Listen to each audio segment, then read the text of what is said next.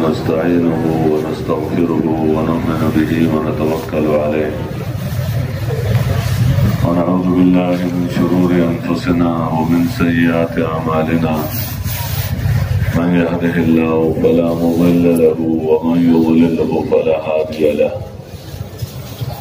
ونشهد أن لا إله إلا الله وحده لا شريك له ونشهد أن سيدنا ونبينا ومولانا محمدا عبده ورسوله صلى الله تعالى عليه وعلى آله وأصحابه وبارك وسلم تسليما كثيرا كثيرا أما بعد میرے محترم دوستوں اور بزرگوں اور بھائیوں، اللہ جل شانہ نے اپنے فضل و کرم اور احسان سے ہمیں ایمان کی دولت سے نوازا ہے، اسلام کی دولت سے نوازا ہے۔ تو یہ اللہ تعالیٰ کی بہت بڑی بڑی نعمتیں ہیں۔ جو بھی نعمت بندے پر اللہ کی طرف سے ہوتی ہے تو اس نعمت کے ساتھ اس کے شکر کا مطالبہ ہوتا ہے کہ اس نعمت میں تم شکر گزار بن جاؤ، اور جب بندہ شکر گزار بنتا ہے یعنی اللہ کا احسان مانتا ہے، اس نعمت کو اللہ کی طرف منسوب کرتا ہے اور جس طرح اللہ چاہتا ہے اس طرح اس کو استعمال کرتا ہے، تو اللہ کی طرف سے مزید کے وعدے ہیں۔ ایمان میں کمال، اسلام میں کمال، نعمتوں میں اور زیادہ اللہ کی طرف سے نعمتیں دی جاتی ہیں۔ اللہ ہمیں ان نعمتوں کے قدردانوں میں سے بنا دے، شکر گزاروں میں سے بنا دے، اور موت تک ان نعمتوں کے ساتھ روز بروز اللہ ہم سب کو مالا مال کر دے۔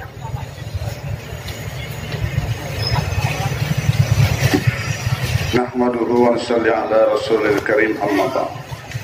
Hadirin yang mulia, Allah subhanahu wa ta'ala telah mengaruniakan kepada kita nikmat yang sangat besar, yaitu nikmat iman. Nikmat iman yang Allah berikan kepada kita ini, dan juga nikmat-nikmat yang lainnya, apapun yang Allah karuniakan kepada kita, maka di dalam kandungan nikmat itu ada tuntutan kepada kita dari Allah Subhanahu wa ta'ala. Tuntutan dari Allah Subhanahu wa ta'ala kepada kita di atas nikmat itu adalah kita diminta untuk mensyukuri nikmat tersebut. Apabila hamba setelah diberikan karunia nikmat iman, kemudian hamba menisbahkan nikmat itu kepada Allah Subhanahu wa ta'ala, dia yakin betul bahwa nikmat ini bukan datang dari siapa-siapa, semata-mata datang dari Allah Subhanahu wa ta'ala. Kemudian hamba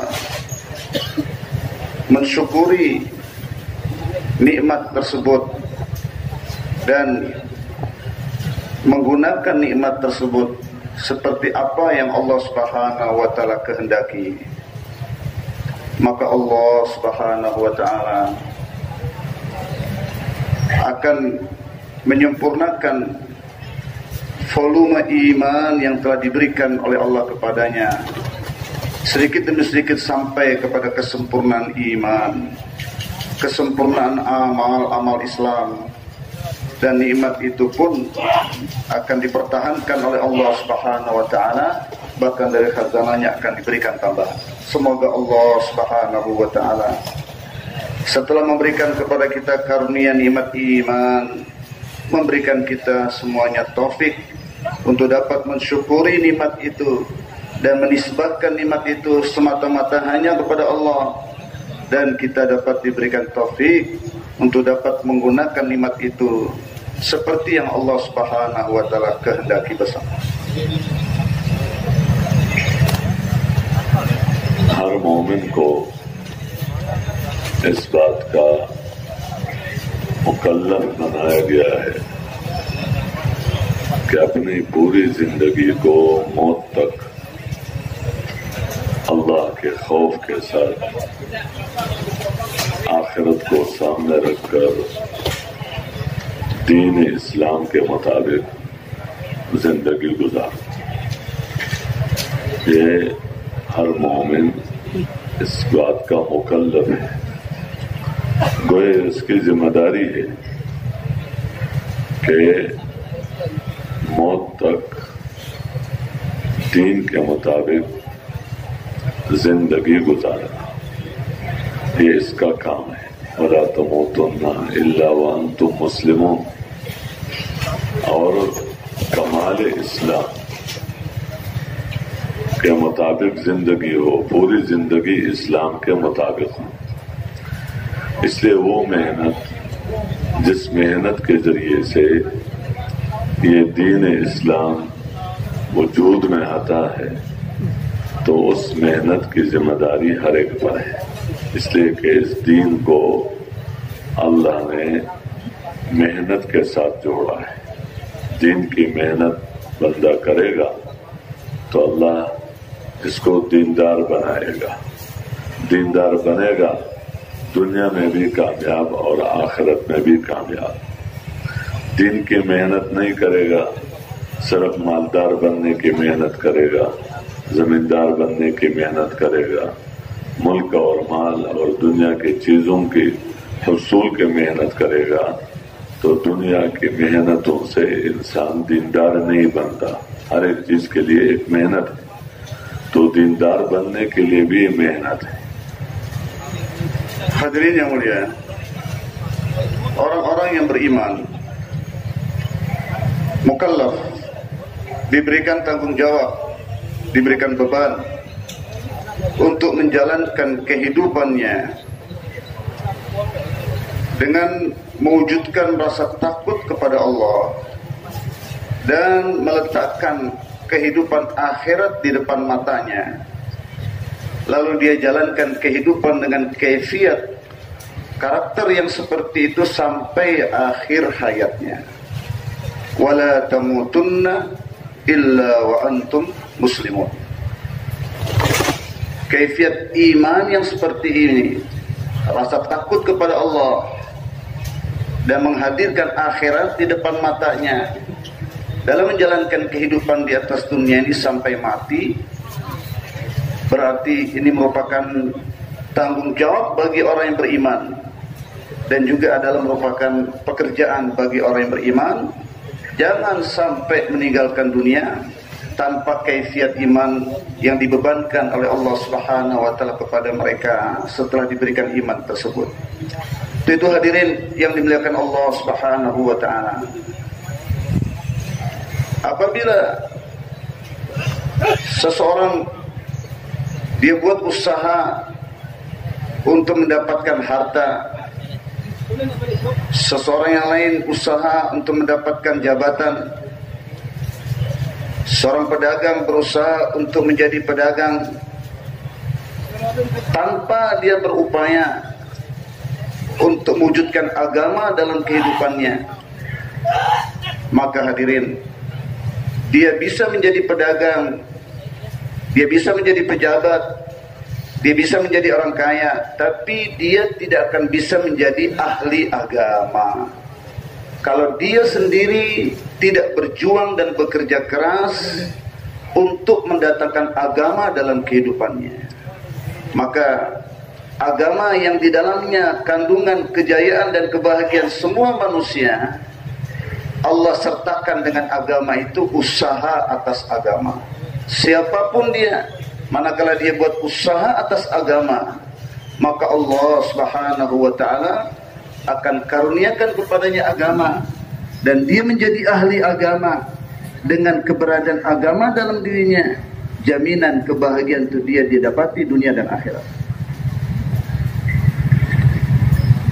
इसलिए इसमें बंदे का अमल दीन बन जाए और ये उस अमल के जरिए से दीनदार बन जाए, उसके लिए बुनियादी तौर पर एक मेहनत है कलमे वाले यकीन को दिल के अंदर उतारना।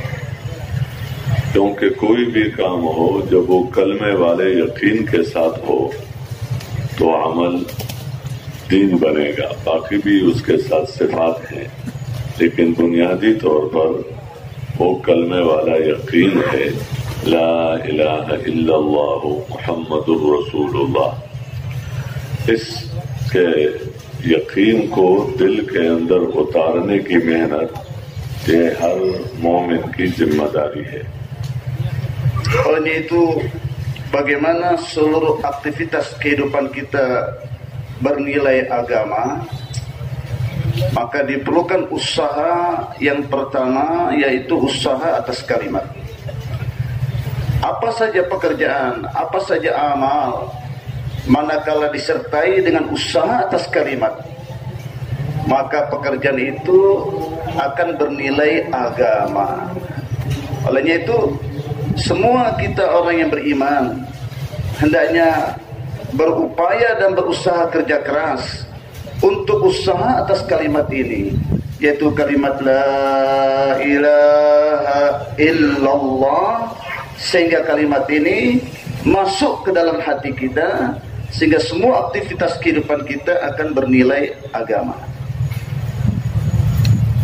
इसमें एक यकीन ये है कि बंदे के दिल के अंदर ये बात उतरी हुई हो कि अल्लाह जल्ल शानहू अपनी कुदरत से जिंदगी बनाता है। कामयाबी नाकामी सिर्फ अकेले अल्लाह के हाथ में है। अल्लाह के साथ कामयाबी देने में, नाकामी से बचाने में अल्लाह के साथ कोई शरीक नहीं है। अल्लाह किसी को कामयाब बनाना चाहता है तो उसमें अल्लाह मखलूक में से किसी का मोहताज नहीं है। नाकाम बनाना चाहता है तो उसमें भी किसी चीज का मोहताज नहीं है। सब कुछ के होते हुए नाकाम बनाने पर कादिर, और कुछ भी नहीं है तो तरबियत करने पर कादिर, हिफाजत करने पर कादिर, जिंदगी बनाने पर कादिर। यानी ये बात दिल के अंदर उतरी हुई हो कि अल्लाह पाक से मखलूक के बगैर सब कुछ होने का यकीन दिल के अंदर उतरा हुआ हो, और दूसरी तरफ मखलूक से अल्लाह के इरादे के बगैर कुछ भी न होने का यकीन, एक जर्रा बराबर भी कुछ भी न होने का यकीन दिल के अंदर उतरा हुआ हो, ये बुनियाद है। Yaitu hadirin, setiap orang beriman hendaknya berusaha memasukkan keyakinan ke dalam hatinya bahwa Allah Subhanahu wa taala adalah satu-satunya zat yang dapat membentuk kehidupan seseorang, dan Allah Subhanahu wa taala bentuk kehidupan kita dengan kudratnya. Allah Subhanahu wa taala, di tangannya lah segala sesuatu. Dalam membentuk kehidupan seseorang, Allah Subhanahu wa taala tidak bergantung dan berhajat kepada asbab. Makhluk apapun dia bentuknya, berapapun banyaknya, di dalam mentarbiyah, di dalam membentuk kehidupan, di dalam memberikan kebahagiaan, Allah Subhanahu wa taala tidak sama sekali bergantung kepada apapun dari makhluknya. Allah Subhanahu wa taala qadir hai. Allah Subhanahu wa taala maha kuasa. Walaupun tidak ada apa-apa daripada kebendaan, Allah tarbiyah siapa yang dia kehendaki. Allah bentuk kehidupan siapa yang dia kehendaki. Allah Subhanahu wa taala jaga, pelihara kepada siapa yang dia kehendaki. Sebaliknya, Allah Subhanahu wa taala maha kuasa. Adanya benda-benda di sekitarnya pun, segala sesuatu dia miliki, tapi Allah Subhanahu wa taala dengan kudratnya hancurkan kehidupan siapa yang dia kehendaki. Yang kedua, bagaimana masuk keyakinan ke dalam hati kita bahwasanya semua makhluk, semua asbab tanpa iradah dan kudratnya Allah Subhanahu wa taala tidak bisa berbuat apa-apa. Semua benda-benda daripada makhluk-makhluk Allah Subhanahu wa taala ini tidak bisa mendatangkan manfaat, tidak bisa membimbing, tidak bisa membentuk kehidupan dan menyelesaikan masalah tanpa iradat dan kudratnya Allah Subhanahu wa taala. Inilah keyakinan yang perlu kita hasilkan, masukkan ke dalam hati kita. आम तौर पर जितने भी इंसान हैं, मुसलमान है, काफिर है, मुसलमानों में मुत्तकी है, परहेजगार है, फिस्क फजूर में है, लेकिन उनके अंदर की चाहतें तकरीबन एक है। किसी से भी पूछो कि तुम्हें इज्जत चाहिए या जिल्लत, तुम्हें नफा चाहिए या नुकसान, तुम्हें लोगों के दिलों के अंदर मोहब्बत चाहिए, अपनी मोहब्बत या नफरत, तुम्हें दुश्मनों के दिलों के अंदर रुअब चाहिए या अपने दिल के अंदर दुश्मनों का रुअब, तुम्हें अपने मसाइल इनफरादी, इज्तिमाई, कौमी उसका हल चाहिए या तुम्हें उसका उलझाव चाहिए कि मसला हल ना हो, तो सबका एक ही जवाब है कि मुझे इज्जत चाहिए जिल्लत से बचना के लिए, और मुझे नफा चाहिए और नुकसान से बचना चाहता हूँ। और सिर्फ ये बात नहीं है कि सिर्फ चाहते हैं, बल्कि उसके लिए मेहनत करते हैं और कोशिशें करते हैं। वो कोशिशें और मेहनतें जाहिरी तौर पर असबाब के रास्ते से करते हैं। मुझे इज्जत चाहिए, तो इज्जत के लिए तुम क्या कर रहे हो? जिल्लत से बचने के लिए तुम्हारा क्या निजाम है? नफा लेने के लिए और नुकसान से बचने के लिए तुम्हारा क्या तरीक़ेकार है? दुश्मनों पर गलबा और यानी अपने रौब दूसरों के दिलों के अंदर डालने के लिए, या ये है कि अपनी मोहब्बत लोगों के दिलों के अंदर पैदा हो जाए, उसके पास तुम्हारा क्या नज़म है, तुम्हारा क्या तरीक़ेकार है? तो आम तौर पर लोग ये समझते हैं कि ये चीजें तो हमें चाहिए, ये हालात, लेकिन इसके लिए तरीक़ेकार ये है कि जब हमारे हाथ में पैसा आएगा, जब हमारे हाथ में मुल्क आएगा, जब हमारे हाथ में माल आएगा, जब हमारी अक्सरियत होगी, जब मुझे ओहदा मिल जाएगा, जब इस तरह ये चीजें जब मुझे मिल जाएंगी, तो इसी रास्ते से मुझे इज्जत मिलेगी, मुझे इत्मीनान मिलेगा, मेरा काम बनेगा, मेरी जिंदगी बनेगी, मेरे भी बच्चों की जिंदगी बनेगी। लेकिन अगर ये चीजें मेरे हाथ में न हो, मिसाल के तौर पर पैसा मेरे पास यानी ज्यादा न हो और इख्तियारात मेरे हाथ में न हो, दुनिया की चीजें मेरे हाथ में न हो, तो फिर उसके नतीजे में मुझे जिल्लत मिलेगी, मैं नाकाम हो जाऊंगा, मुझे परेशानियां होंगी।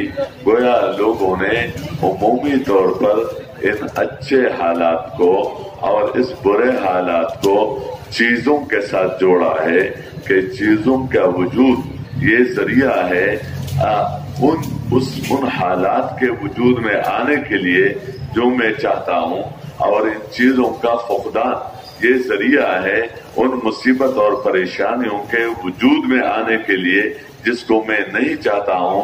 ये यकीन गलत है।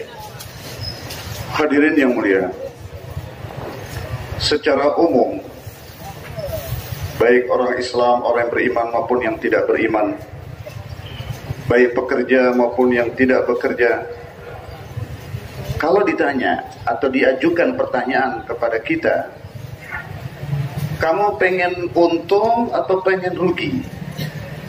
Kamu pengen mulia atau pengen kehinaan? Kamu pengen pekerjaan kamu selesai atau tidak selesai?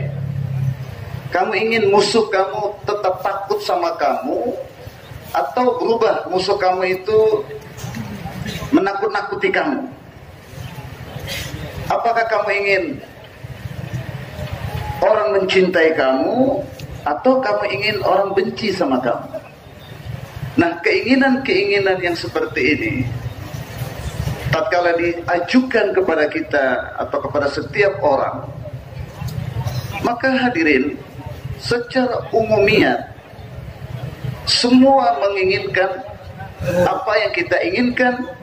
Ada kesamaan dalam keinginan ini, yaitu jawabannya pasti sama. Saya ingin untung, saya tidak mau rugi, saya ingin kemuliaan, saya tidak ingin kehinaan, saya ingin hajat saya terpenuhi, saya tidak ingin hajat saya tidak terpenuhi, saya ingin masalah saya selesai, saya tidak ingin masalah saya tidak selesai, saya ingin kalahkan musuh-musuh saya tidak ingin musuh mengalahkan saya ingin tinggi, saya tidak ingin direndahkan. Demikianlah hadirin, kesamaan jawaban atau kesamaan keinginan tatkala ditanyakan kedua kondisi yang baik dan kondisi yang tidak baik tadi ke depan kita atau ke depan semua manusia. Kemudian hadirin yang dimuliakan Allah Subhanahu wa taala, tatkala kita ajukan pertanyaan yang kedua, oke, kalau kamu ingin untung dan kamu tidak ingin kerugian, kira-kira apa sih yang kamu usahakan? Tadbir apa, asbab apa yang kamu pilih supaya kamu bisa untung? Tadbir apa, ikhtiar apa yang kamu usahakan sehingga kamu keluar daripada kebuntungan? Apa yang kamu usahakan kalau kamu ingin mulia? Dan apa yang kamu usahakan kalau kamu itu tidak ingin hina? Apakah asbab yang kamu pilih kalau kamu ingin orang mencintaimu? Dan apa asbab yang kau lakukan kalau kamu tidak ingin orang-orang membenci kamu? Tatkala pertanyaan kedua ini kita ajukan hadirin, maka di situ secara umum juga jawaban manusia, mereka jawab seperti ini. Saya ingin untung, saya tidak ingin buntung, saya ingin mulia, saya tidak ingin hina, saya ingin dicintai, saya tidak ingin dibenci, saya ingin tinggi, saya tidak ingin rendah. Masalah saya ingin selesai, tidak ingin masalah saya tidak selesai. Tapi jawaban mereka atas kerja dan usaha untuk menghasilkan yang mereka inginkan, dan supaya yang tidak mereka kehendaki itu tidak wujud dalam dirinya, dan itu merupakan musibah kalau terjadi dalam dirinya. Secara umum hadirin, jawaban semua manusia adalah saya kerja keras cari duit, karena kalau duit saya miliki, semua masalah saya selesai, semua urusan saya akan terpenuhi. Kalau saya punya duit, maka saya akan mulia, saya akan terhindar daripada kehinaan. Saya punya pekerjaan, saya punya usaha adalah untuk menghasilkan duit. Karena kalau tidak ada duit saya miliki, masalah besar dalam kehidupan saya. Jadi adanya duit menyebabkan kebahagiaan seseorang, banyaknya bertambah duit menyebabkan masalahnya akan banyak selesai. Ini semua jawaban hadirin sebagai satu pertanda bahwa manusia menghubungkan masalah hidupnya, manusia menghubungkan hajat dan keadaan hidupnya dengan kebendaan. Dan inilah yang disebut dengan keyakinan yang salah, keyakinan yang rusak.